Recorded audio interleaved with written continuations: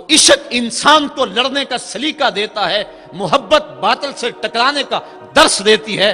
کہا میں اس کے باوجود میدان عمل میں جا رہا ہوں اس لیے کہ میری زندگی تمہارے لیے نمونہ بن جائے اور قیامت تک لوگ میری زندگی سے راہیں تلاش کرتے کرتے میری زندگی کو نمونہ بناتے بناتے جبر کے مقابلے میں کھڑے ہو جائیں اور سرخروئی اور کامیابی حاصل پائیں۔ تا قیامت قطع استبداد کرد، موج خون او چمن ایجاد کرد۔ اللہ اللہ بائے بسم اللہ پدر، مانائے ذبح عظیم آیت بسر۔ سرخ رو عشق غیور از خون او، شوخی این مصرع از مضمون او۔ عشق غیور کے چہرے پہ جو سرخی دوڑ رہی ہے یہ حسین ابن علی کے خون کا صدقہ ہے۔ ان کے خون نے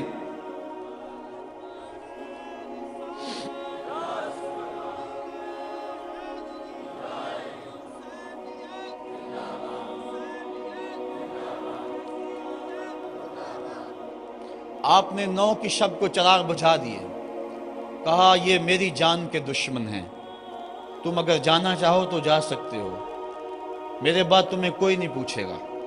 لیکن جانثاروں نے کہا یہ کیسے ہو سکتا ہے کہ آپ کا ساتھ چھوڑ کے چلے جائیں۔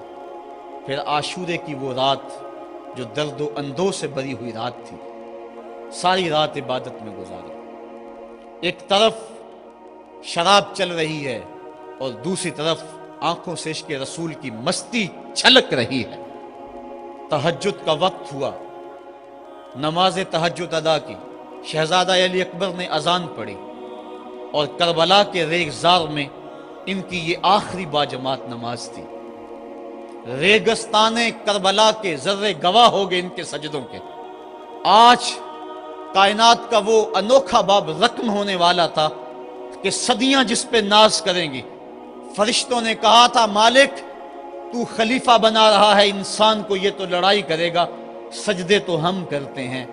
آج فرشتوں نے بھی دیکھنا تھا کہ سجدہ کرنے کا جو انداز حسین ابن علی کا ہے، فرشتے اپنی زندگی کی ساری کمائی اکٹھی کر لیں، حسین کے سجدے کی زکوٰۃ بھی نہیں بن سکتی۔ جب جبر کی تیغیں چمکنے لگیں اور ایک ایک کر کے آوان و انصار جام شہادت نوش کرنے لگے، کبھی وہب شہید ہو رہے ہیں، کبھی زہر شہید ہو رہے ہیں، کبھی اون و محمد کے لاشیں گر رہے ہیں، کبھی قاسم کی جوانی لٹ رہی ہے، کبھی جواں اکبر کی آواز کربلا کے ریک زاروں میں گونجتی ہے، یا ابا تاہو ادرکنی، میرے باپ مجھے پکڑیے۔ تو حضرت امام حمام دوڑ کے جاتے ہیں اور اپنے جواں بیٹے کی لاش کو کندھوں پہ اٹھا کے خیموں تک پہنچا کے ہاتھ فضا میں بلند کرتے ہوئے عرض کرتے ہیں ربنا تقبل منا ھذا القربان، مالک حسین کی یہ قربانی بھی قبول کر لے۔ معصوم علی اصغر کو ہاتھوں میں لے کر جب سوئے فرات بڑھے اور 2 شاخہ تیر ان کے حلق میں پیوست ہوا، چلو میں خون لے کر آسمان کی طرف اچھال کے کہتے تھے مالک میری یہ کمائی تھی، یہ بھی تیرے راہ میں قربان کرتا ہوں، حسین کی یہ ننھی قربانی بھی قبول کر لے۔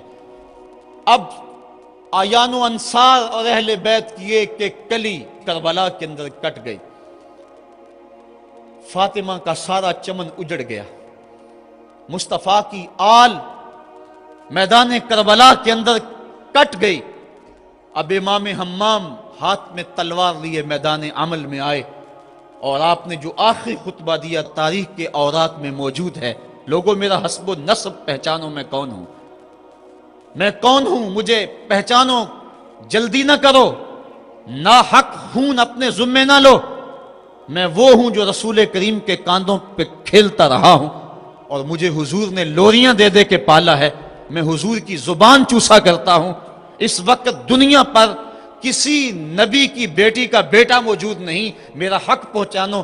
لیکن اشقیاء کے آنکھوں کے آگے اندھیرا تھا۔ عمر بن سعد جو رے کی حکومت کے لالچ میں سب کچھ کرنے کے لیے تیار تھا، وہ حضرت سعد بن ابی وقاص کا بیٹا ہے، اور یہ وہ صحابی ہیں جن کے لیے حضور کہتے تھے فدا کا امی و ابی، اے سعد میرے ماں باپ تیرے اوپر قربان ہوں۔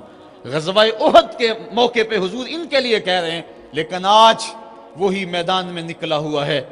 حضرت امام حمام امام حسین رضی اللہ تعالیٰ عنہ پھر میدان عمل میں آئے اور پھر دشمنان اہل بیت کے ساتھ جس جرت اور پامردی کے ساتھ آپ نے لڑائی کی، اور آپ کی تیغ براں جس طرح ان کے سر کاٹتی اور ان کا خون چاٹتی رہی، تاریخ کے اوراق میں وہ روشن باب موجود ہیں۔